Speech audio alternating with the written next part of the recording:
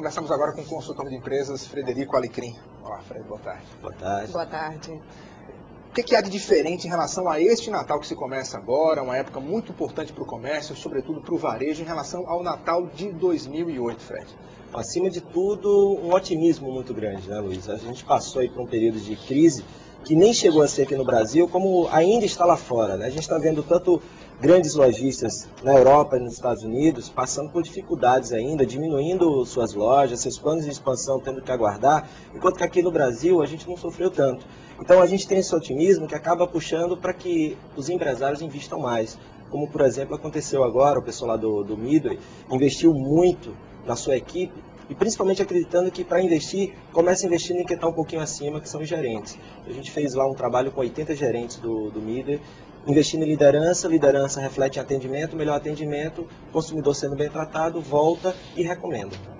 Outra questão nessa época, né, temporada de novas contratações de empregos temporários, as pessoas interessadas nesses empregos passam pelas lojas, vem aquela plaquinha, né, precisa-se de vendedores. O que fazer para se tornar mais atrativo para esse mercado? Bom, primeiro de tudo, né, você que está aí em casa e está pensando, poxa, trabalhar. A gente vê muito por aí as pessoas simplesmente distribuindo currículo. E eu tenho dito muito por aí em palestras e cursos que o primeiro ponto para você trabalhar bem, produzir bem, é encontrar uma empresa onde você possa ser você mesmo. Esse é o primeiro ponto. Então, ao invés de sair por aí distribuindo currículo, procura aquelas empresas com as quais você mais se identifica. Estude um pouquinho os valores, a reputação dessa empresa. A partir daí, entregue o currículo direcionado para essa empresa. Esse é o primeiro ponto, que eu imagino ser um grande diferencial do que está por aí. Não atirar para todo lado. Não atirar para todo lado. Fred, nós fizemos uma experiência de postar no Twitter a sua vinda para cá e algumas perguntas surgiram, como por exemplo, por que os candidatos maravilhosos que entrevistamos desaparecem depois que são contratados? Bom, essa pergunta é boa, né? Você sabe quem mandou essa pergunta aí? Não, infelizmente eu não peguei aqui. Não, essa pergunta é boa. Primeiro, pode ser dois motivos, né, Lula? Liderança. A gente tem falado muito por aí que a equipe é reflexo do líder. Então tem muita gente boa que funciona em alguns lugares, mas quando chega em determinadas empresas simplesmente não funciona. Então isso pode ser o caso dessa pergunta. Então você, numa entrevista, você é muito bom, está cheio de gás, está com vontade de fazer acontecer, mas quando chega na empresa, existe uma diferença de valores, você não consegue ser você mesmo, o líder não é aquele que te desafia, que te ajuda, que te forma, que te educa, e aí você acaba ficando um pouquinho de lado, entra em conflito, empaca e não produz tudo que você quer produzir. E uma outra situação que pode acontecer é porque também existem pessoas que se preparam para a entrevista. Então ela passa a dar entrevista e depois ela mostra quem ela é de verdade, né? Então... E o que é mais importante? Essa pessoa que vai para essa entrevista de emprego ter aquele currículo recheado, cursos, pós-graduação, ou realmente ter um comportamento e um perfil que se adeque àquela empresa? Sem dúvida alguma, cada vez mais, atitude e comportamento. A gente tem dito que as pessoas, elas são contratadas pelo que elas dizem que fazem, né? Pelas suas atividades, sua experiência. Mas se a gente parar para pensar, todas elas, quando são demitidas pelos que elas são, ou deixam de ser. Ou seja, está ligado à atitude e a comportamento. Tem muita gente grande que fala sobre isso, tipo o Walt Disney, tipo a Nordstrom, que é uma das maiores redes varejistas americanas, que há muito tempo já aprenderam que é muito melhor do que contratar a técnica, é contratar o sorriso. Poxa, se a gente está falando de varejo, se a gente está falando de gente é gente boa que atende gente boa, né? Então, se você não tem pessoas com sorriso, com certas atitudes, com certos comportamentos, você com certeza não vai fazer com que a simples experiência funcione como resultado. Então, quer ter gente boa, contrate sorriso, treine a técnica. Você falou agora há pouco sobre um tema muito importante nos dias de hoje, que é a liderança. Então, hoje em dia, o empregador, quando ele coloca a plaquinha lá que o Jorge se referiu agora há pouco, ele, ao invés de procura-se empregado, ele está dizendo, na verdade, procura-se um líder? Sim. Sem dúvida. Você não precisa ser gerente, nem ser dono, nem supervisor para ser líder, né? Eu estava conversando aqui com a pessoa da maquiagem, a dona Marta, né? Que é Dona Marlene. Dona Marlene é um espetáculo. E ela estava perguntando, poxa, você vai falar sobre o quê? E sorrindo, né? Essa questão de acolher. Você vê que isso, ninguém diz assim, ó, vai lá e trata bem o cara que vem dar entrevista. Ela é assim, né? E ela estava falando que viu um livro, não esqueci o autor agora, que é Seja Líder de Você Mesmo. E ela disse que esse livro ajudou muito ela a melhorar, né, o seu comportamento, a sua atitude.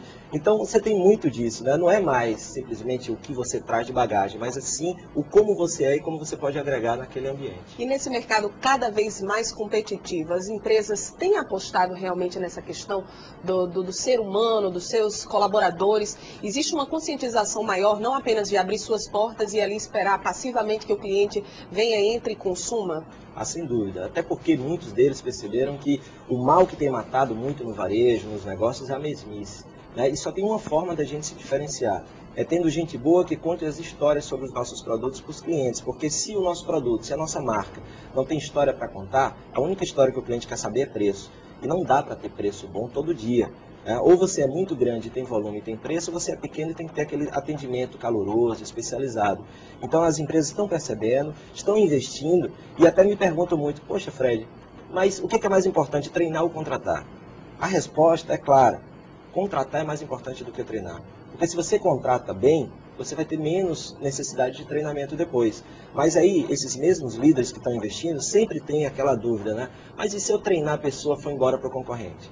Aí você tem uma outra pergunta, pensa aí você em casa. E se você não treinar ele e ele ficar na sua empresa? Pior. O custo é muito maior, né? Então, percebe-se isso e está investindo cada vez mais nas pessoas. Frederico, a internet é cada vez mais popular, os preços dos computadores baixam a cada dia. A pergunta é a seguinte, como é que os empresários que estão nos vendo agora podem explorar melhor e mais as ferramentas gratuitas da internet, como Orkut, Twitter, Flickr, Facebook? Poxa, isso daí não tem mais volta. Hoje as empresas multicanal que conseguem entrar em contato com o seu cliente das diversas formas, e aí essas mídias sociais, elas têm levado vantagem porque, como você mesmo falou, Luiz Henrique, não tem custo, né? Então é simplesmente você criar uma comunidade e principalmente a palavra que está na moda agora, engajar o seu cliente com a sua marca. E para isso você precisa entrar no mundo dele de uma forma que ele permita, entenda e falando a linguagem dele, né? Então, cada vez mais, conheça o seu cliente, conheça como ele pensa, conheça o que ele quer, o que ele gosta. E as redes sociais são uma maneira maravilhosa de você conhecer e desenvolver ações. Você pode perguntar, mas qual é a melhor ação? É uma coisa tão nova que ainda não tem uma fórmula para isso.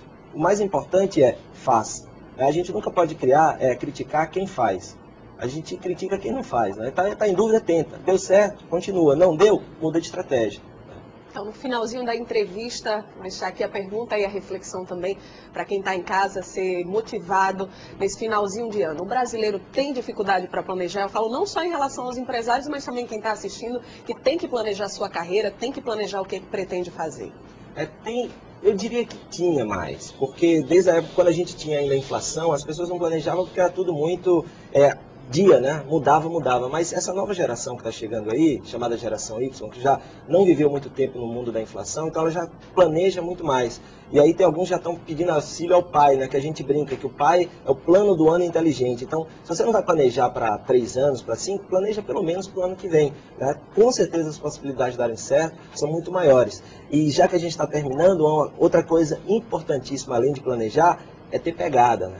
É você ter muita raça e persistência naquilo que você quer. E aí esse ano a gente desenvolveu aqui um presentinho que eu trouxe para vocês, né? Para ter pegada. Essa é a maior de Luiz. É a maior de Luiz, com certeza. Né? Obrigada. E pegada, priorizar, menos é mais, entregar aquilo que você combinou, gerenciar, você mesmo gerenciar suas metas, alcançar, desafiar e auto-administrar, né? Então isso no dia a dia fazer com que você tenha os seus resultados.